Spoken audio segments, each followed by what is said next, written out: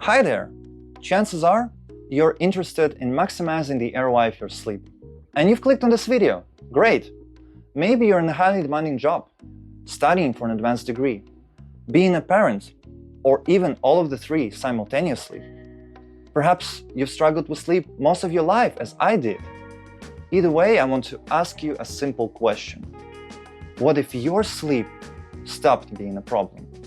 What if instead you could turn it into your super fuel to stay on the upward trajectory from day to day and effectively tackle your goals? As someone who struggled with sleep for a long time, I know for a fact that finding clear, actionable insights out there is a challenge. In the past, I had too many nights where I spent 9+ hours in bed only to get up later feeling still sleep deprived with a lack of focus to work on my goals. And this felt terrible. Most of the advice out there didn't work for me. It was either too simplistic, like go to bed at a consistent time, thanks man, or require me to buy an expensive product like 8 Sleep, which costs a fortune, or being plain diluted with irrelevant information or even controversial when spending hours watching the material you wouldn't even know where to start at the end of it. Well, with this video, I want to make your life a bit easier than mine was back then, and I would like to decomplex this topic. In the next 10 to 15 minutes, we will cover the fundamentals of sleep. What is sleep? Why we sleep, or at least we will try to approach the scientific mystery.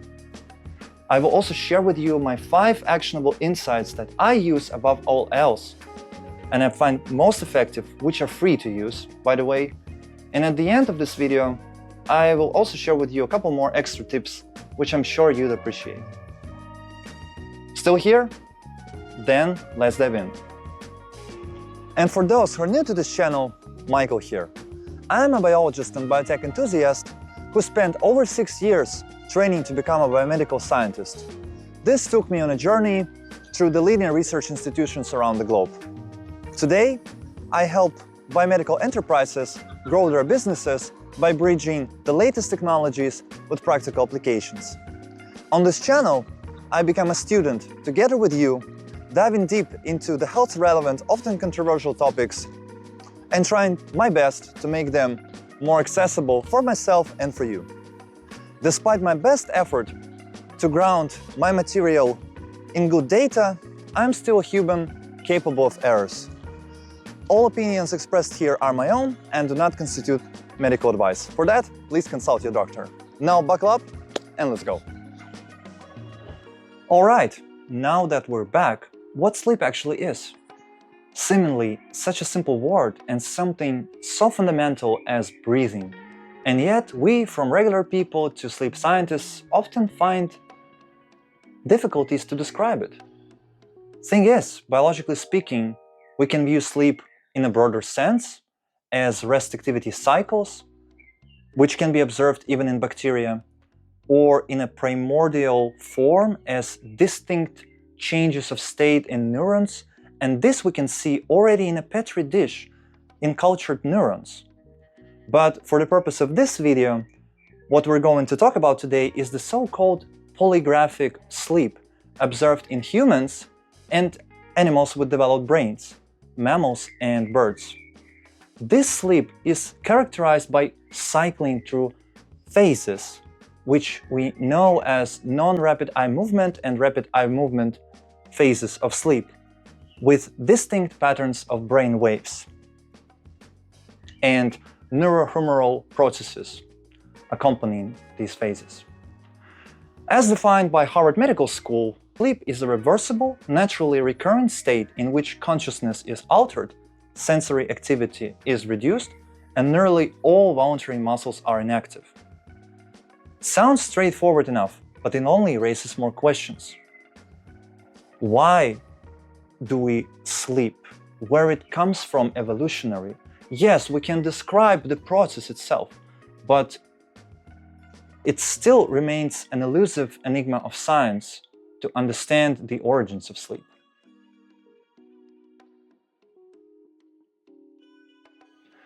And as we know, natural selection is efficient, but often weird. For instance, we still carry some leftovers from our ancestors, rudimentary structures like wisdom teeth, which aren't very practical today. Accordingly, there are different schools of thought on the topic of sleep origin. Some researchers postulate that sleep came about as a necessity for complex brains to operate effectively and last for a long time. And there is a growing body of evidence showcasing all kinds of deleterious effects that body and especially our brains experience due to the lack of sleep. There's also a more radical idea that says that it wasn't sleep that came after the activity, but it was actually the other way around. That sleep preceded the state of wakefulness, evolutionary, and that actually it was the sleep that was the primary state. I think this is quite mind-blowing. But all that being said, if there is even a single thing that I want you to take away from this video, is that sleep doesn't equal passive rest. It's an active biological process, imperative for proper functioning of our body and brains. And it's a very fragile process that can be easily disrupted by noise, light, stress, substances. And when that happens, all kinds of effects can showcase emotionally, physically, mentally. If sleep's so biologically expensive, vulnerable, and yet so widespread throughout the animal kingdom, why do we sleep? Well, picture this. Lying unconscious in the middle of wilderness, vulnerable for predators 1/3 of your life, instead of foraging for food, looking for a mate, or doing something useful with your time. Evolution! You hear? But apparently, evolution kept sleep, as we see across the animal kingdom and how it is widespread. That tells us something, that it is a critical process. But what exactly does it do, and why do we sleep? As of now, it's still an enigma of science, and there is no single conclusive answer. But we have interesting theories which complement each other. So let's look at them real quick. And the number one theory on our list is the restorative theory, as well as the immune and detox function of the sleep. And so what it tells us is that sleep lets the body and brain repair and recharge. And it also supports immune defenses and clears cellular waste. These processes, of course, are interrelated, as you can imagine. The deep sleep, known as NREM, helps with physical restoration, muscle repair, immune function, growth, hormone release, and REM sleep helps with brain repair, emotional regulation, and mental balance. And evidences to support these theories that sleep loss makes you more vulnerable to infections, sleep-deprived animals die faster, and cerebrospinal fluid flushes out brain waste mainly during sleep. And here I want to dedicate an extra moment to the glymphatic system of the brain, because I find it truly fascinating.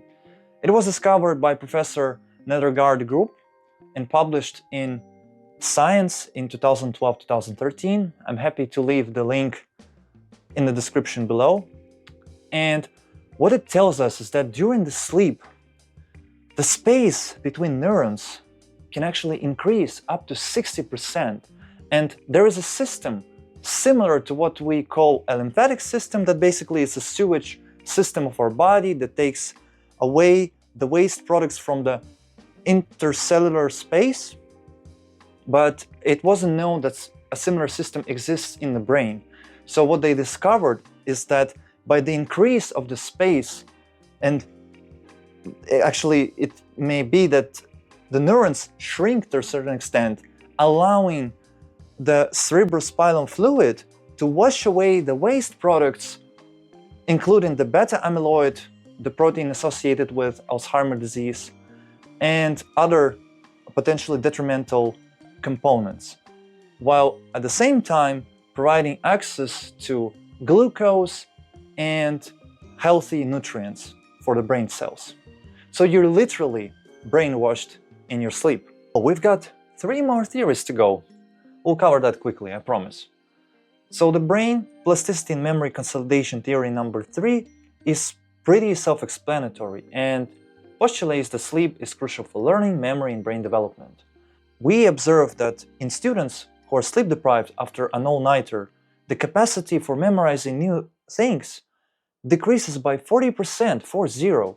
So really, not a good idea if you're planning to do this for your next exam. Just take your time and prepare in advance. Then the theory number 4, synaptic homeostasis hypothesis, says that sleep helps prune weak connections and reinforce important ones, keeping the brain efficient. Also quite an interesting one. Thermal recalibration theory is really cool, I think, because it actually speculates that sleep allows the brain's neurons to cool down and reset their membranes, restoring the optimal function. And we do know that during the sleep, the body temperature decreases by about 1 degree. And our membranes are like liquid crystals, bilipid lakes with proteins and phospholipids and other components in them. And this tiny decrease of temperature actually may play a role in reconfiguring this whole structure. And now that we've covered the theory, I know that's been quite a few new facts. Hopefully that was interesting. Let's move to the practical part. By now, you've probably realized that sleep is here to stay. To fight it is futile. Maybe you're disappointed, but I say that we should rather befriend it and do it the right way. Spoiler alert, the tips I'm about to share with you require a bit of discipline and consistency, but you won't regret it, promised. So for me, the number one thing that really changed how I feel throughout the day was to implement the concept of a circadian clock and learn how to set it properly. Think about it. Before alarm clocks and snooze buttons ever existed, how did we even wake up? Exactly. Naturally, with the sunrise. So how does it work? Well, it turns out we have a biological timer called a circadian clock. It serves our body as an internal alarm system. In nature, animals follow the daily cycle of light and dark, circadian rhythms. We humans are diurnal, meaning we're wired to be active during the day and rest at night. But with artificial light and chaotic sleep schedules, this rhythm often gets disrupted. Our internal clock goes out of sync. Here's the key point. The circadian clock is not a fixed mechanism. It's a dynamic system requiring regular tuning. Think of it as an automatic watch that you need to set up every once in a while so that it works properly and shows you the right time. And that's where I want to share with you the protocol popularized by Professor Andrew Huberman, which I use because it's science-backed, practical, and really it helped me wake up clear-headed, energized, and ready to go. Think about it this way. Remember I told you that our circadian clock needs tuning? Natural sunlight is our main tool here. Here's how it works. Our eyes have special cells which, once exposed to light, send a signal to a region of the brain called the suprachiasmatic nucleus, or SCN. Think of it as your master clock, located directly above the intersection of the optic nerves, hence the name. Depending on light intensity and quality, the SCN sets the timing for wakefulness, hormone release, and when you feel sleepy later. So, what should we do? What's important here is the timing and exposure. Huberman suggests several milestones throughout the day. The number one milestone is the most important because it sends your circadian clock in motion, like hitting start on a 24-hour countdown. Within the first 60 minutes, or ideally as soon as possible after waking, you should expose your eyes to natural sunlight.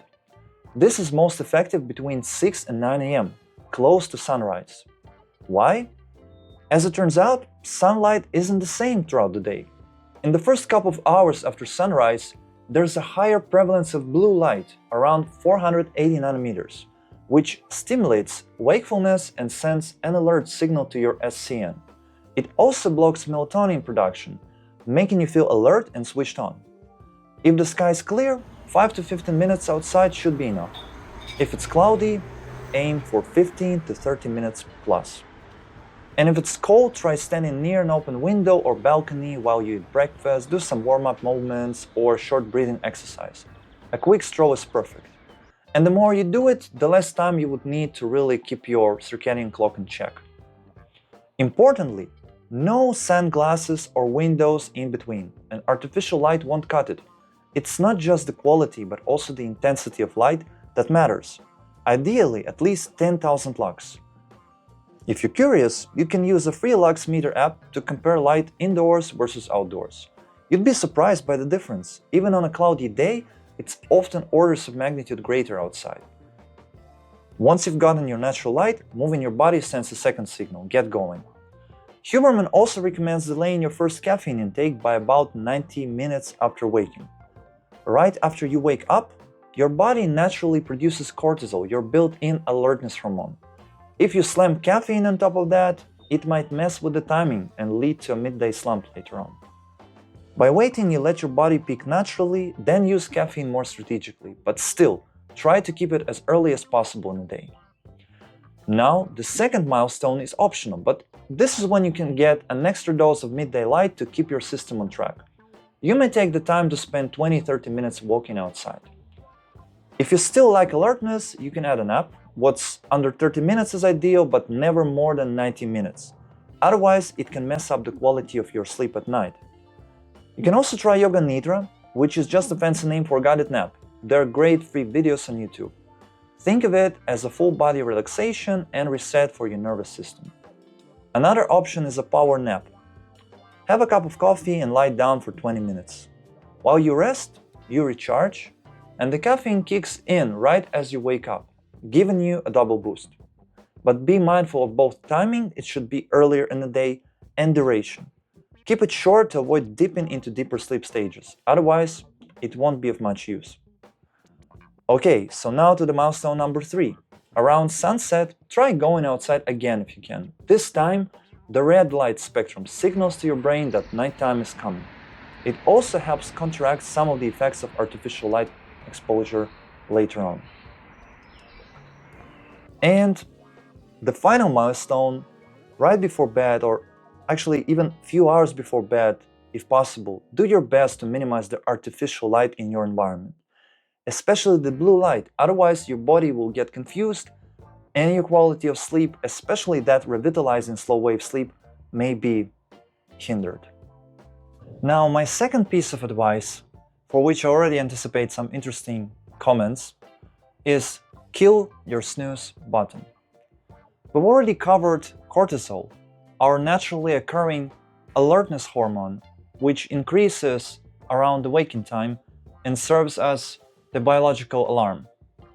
In nature, would you really wake up on a third or fourth try? Here's what happens when you keep hitting snooze. Every time you fall back asleep, your brain starts a new sleep cycle, beginning with NREM. But in the morning, you won't get deep enough to receive the ROI you'd expect for the time spent in bed. All the while, it'll be enough to waste your precious cortisol for nothing. At the next alarm, the level of cortisol won't be as high as before, and so the cycle can repeat until you finally get up, sometimes hours later, only to feel groggy and maybe a bit angry even. You might also miss your chance to get morning sunlight, which is key for the proper functioning of your inner clock. This, in turn, could mess up your night sleep, which is too important to miss out on. As Matthew Walker puts it, good sleep depends on depth, duration, continuity, and regularity. Using the snooze button disturbs your depth and continuity, and in return gives you only questionable duration. So, what do you do instead? If you really struggle in the morning, my suggestion is this: power through to milestone 2, and then allow yourself a proper nap, maybe even a full 90-minute one, so your brain can run a complete cycle and actually recover. And if you must snooze, don't overdo it. It's better to set your alarm as late as you can reasonably allow, and then get up on the first ring. If you do end up snoozing, make sure to dedicate some extra time in the coming days to tune your circadian clock, especially with morning light and movement. It'll help you get back on track. Most of us drink caffeinated beverages, either regularly or from time to time. If you have a double espresso at midday, 6 hours later, you'll still have the equivalent of a single espresso in your system. 6 hours after that, a quarter. So if you have a cup of coffee at 6 p.m., you'll still have half the dose in your body at midnight, enough to disrupt your ability to enter deep sleep. What's also important to note, despite common belief, is that alcohol and sedatives like CBD, for instance, might help you relax, but they actually reduce your sleep quality. We've already talked about how sleep is an active process, not just passive rest. For this reboot program to run properly, everything from your circadian clock to your physiological cues needs to stay in sync. Alcohol and cannabinoids start their own programs in the brain. So even if you get the duration later, you won't get the depth and quality you'd need to feel energized in the morning. If you do want to have a drink, try to give yourself plenty of space before going to bed.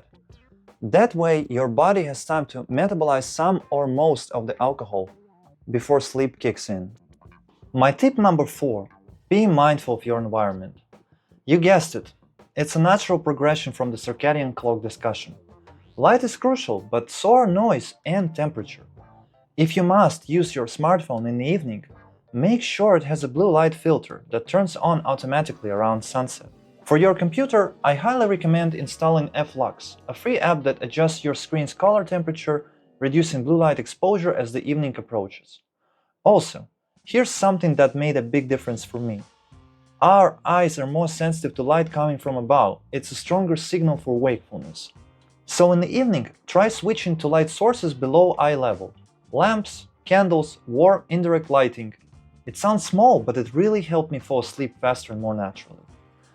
When it comes to noise, consider using earplugs or a white noise generator.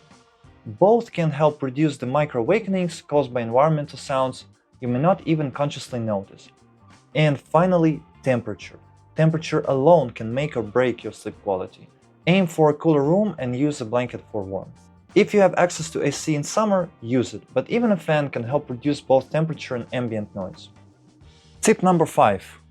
Find your wind-down routine. And as far as I'm concerned, I think deep stretching is the best one. Aside from everything that we've covered, your ability to relax and the absence of pain, or at least manageable levels of it, is just as important for your sleep. As someone who spends plenty of time in front of the screens and traveling in a job that is full of uncertainty, I noticed how my muscles accumulate tension throughout the day, almost like batteries. With time, I realized how it affects my posture and ability to relax in bed at night. Deep stretching turned out to be a super tool that I discovered for myself. Pick a few poses that target your own tight areas, stay within a safe intensity, think 7 out of 10, and hold each position for at least 2 minutes, ideally 5 minutes if you can. You'll notice that your body starts to feel more comfortable in bed. And beyond sleep, being more relaxed allows you to save more energy throughout the day, which would be otherwise wasted for necessary tension. It feels almost like creating extra space within your own body. Feels great. I invite you to try it out. And of course, as promised, extra tips. Air purifier. Good air quality, free from allergens, means better breathing and fewer disturbances during the night. Get a good bed. You spend about 1/3 of your life asleep, so don't underestimate your mattress. I chose a box spring bed, and honestly, I haven't looked back ever since. Try not to drink liquids a few hours before bed. You don't want to interrupt your deep sleep with unnecessary bathroom breaks. Avoid heavy meals late in the evening. Instead, try to leverage breakfast. This can help shift your rhythm toward being more active earlier in the day, which, let's face it, society still appreciates more than being a night owl for most of us. And finally, try changing your attitude towards sleep. Sleep isn't lost time. It's not something to minimize, fight against, or outsource. It's your natural, built-in performance enhancer, memory solidifier, immune booster, and a reset system that supports you daily. Treat it with the respect it deserves. So there you have it. Hope you found it useful. And if you want any part of it in more detail or have questions left unanswered, I'd be happy to make a separate video on this. Just let me know in the comments below. And if you found it helpful, consider liking or subscribing. This really helps the channel grow. I'd love to explore more topics like this together with you in the future. Till next time!